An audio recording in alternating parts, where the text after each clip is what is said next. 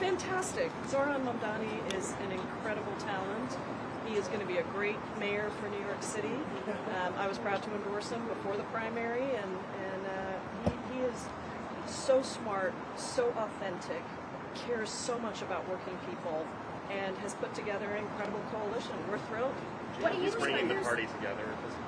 Look, he's bringing anybody who can see the reality of the success of his candidacy and his campaign together. Anybody that's staying out at this point instead of endorsing this incredible dynamic leader is missing an opportunity. They're supporting out there. Of the new members who weren't supporting him or on the fence? Sorry, what was Do you think he won over any members? Oh, I think it's hard not to be won over because it's the combination of his authenticity, his smarts, and his commitment to lifting up working people and making life better for real folks that is really inspiring and not always easy to find, you know, and so I hope so. Yeah. Thank you, everybody. Thank you. Nice to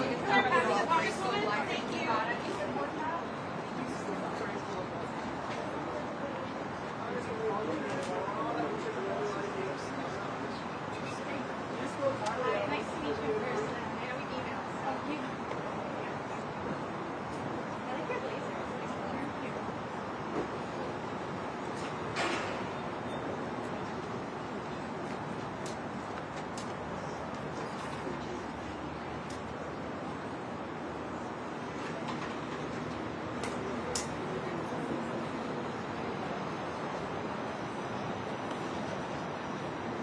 blazer. Thank you.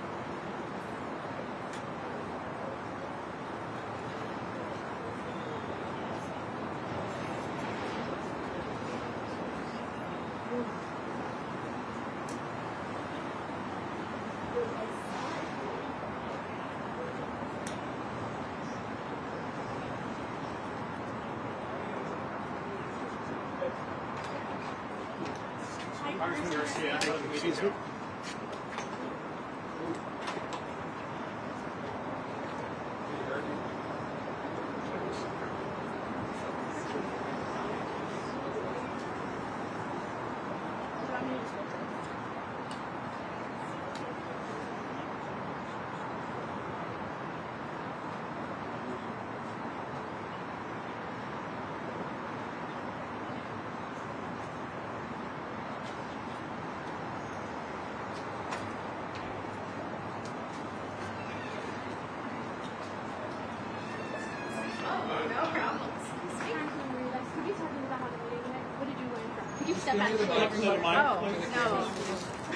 How was the meeting?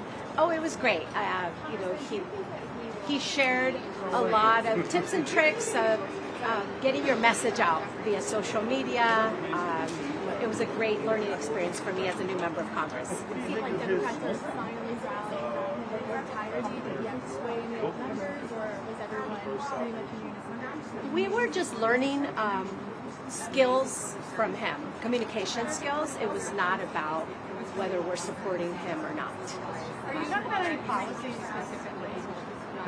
He talked about, freezing rent, faster buses in New York City, and universal child care, which seems to be the message that really resonated with New York City voters. How do you pay for that? No. He didn't talk about that. It was just more how he was getting that message out, because that's what New Yorkers want. Do you think it was an idea for government groceries? Can you try to pitch that?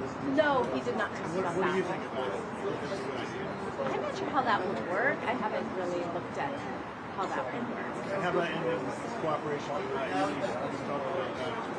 Do you agree with that? Of course. I'm a member from Los Angeles. We're going through massive ICE raids that are creating fear in my community. I represent Mexican immigrants and Central American immigrants.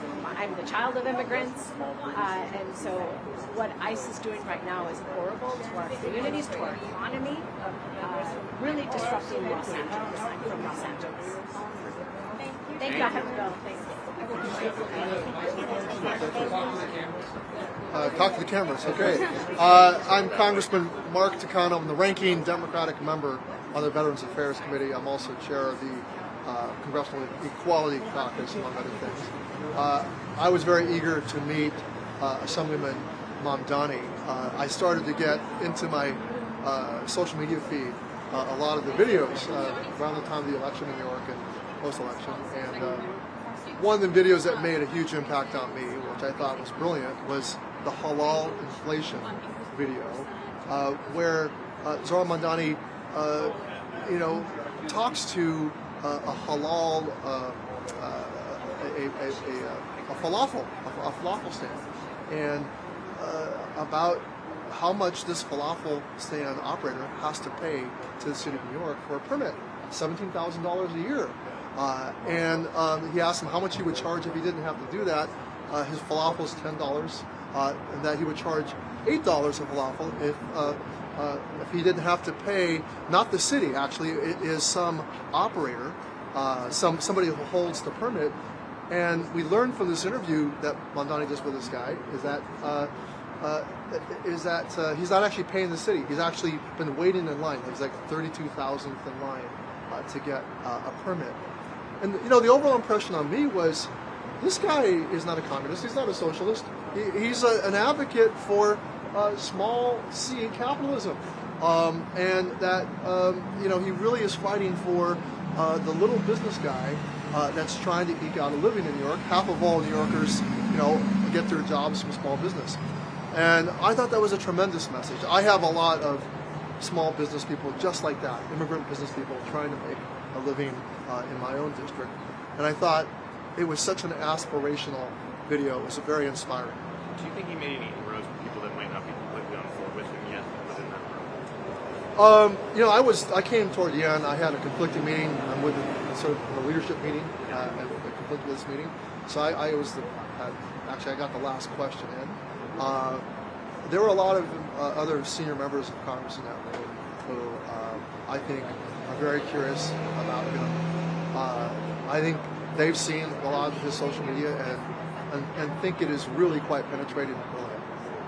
So, do you think What do you think are some of his weaknesses to winning, and what advice would you I didn't really. I had some questions, about association with democratic socialism, and Alexandria Ocasio-Cortez explained to me the generational divide over this, that people under 40 have experienced watching Barack Obama, they were the first person they voted for, be attacked for being a foreigner, from Africa, not a citizen. I mean, these are all false charges, and attacked as a socialist. And they grew up thinking that this is all baseless and unfair. And so the people over 40, like me, I'll admit to being over 40, that socialism is different. The word has a different charge. The critique of Stalin or even Castro, that's maybe a kind of debate that we're going to see raised by people maybe over 40 that are going to have a problem with that word. But that he's a democratic socialist, that he's fighting for small business people, trying to bring down stupid regulations, criticizing Eric Adams for not moving permits faster, forcing, it's corruption we're fighting here. Corruption, the corruption that prevents, the dynamism of small C entrepreneurs, small C capitalist entrepreneurs. No contradiction there. Trying to get buses to run more efficiently and faster. These are all things that are improving people's lives, and I think Alexandra explained to me that that generationally younger voters who are coming into, they are already the majority of voters out there, doesn't have the same charge, and it doesn't indicate, it's a bogeyman sort of fear that's being put on by older people. What about his views when it comes to the government-run grocery stores? Do you think that's a good idea? And how would that Well, you can question my friend Shelley Pingree. I don't let her speak for herself, but she's the ranking member, former chair of the Appropriations Committee that deals with ag. There's not a lot of difference between the idea of some sort of public-run grocery and a co-op. in the state of Maine. There's a lot of co-ops that come together, nonprofit co-ops to bring down the cost of groceries. So there's other ways to think about this concept of how do you bring down the cost of groceries, and to what extent is the market in New York kind of dominated and how you say, overly consolidated in some ways. And those are legitimate questions to have, and I think he's injecting some idea about. So it's really, I go to some parts in Europe, and I'm amazed even how in Paris the cost of food is pretty reasonable. We should be asking ourselves, why is that? How is it that we can? And look, if we look at a larger picture, so it's bigger than New York, because he's not dealing with the bigger picture. But just how there's a few really meat processing plants in our country, meat processing companies, how concentrated that market is, and how much of this might be really the failure of our government to do the antitrust activities we should be doing in order to make sure that price gouging isn't occurring, and that there is price inflation because we're not doing enough to make sure that there's enough competition out there in terms of the food supply chain. So that's a higher level federal issue. He's trying to deal with this issue at a very local level, and it's a legitimate one. People think of New York City as Democrat-run for many years. Mm-hmm. Why would going further left resolve these issues of the cost of living? The most expensive areas in the country tend to be Democrat-run. Well, I don't know that left or right. I mean, you're the one imposing the left or right by the premise of your question. What I see is someone addressing cost of living issues, and I think if you were to run these Zoran Mamdani commercials blind in front of self-identified conservatives, part of the MAGA base, I think they would find Mandani very, very appealing from what he's saying in his commercials. So without the left-right imposition by the question you've asked, I looked at that halal inflation commercial. I thought a MAGA viewer would look at that and go, "Hey, cut out this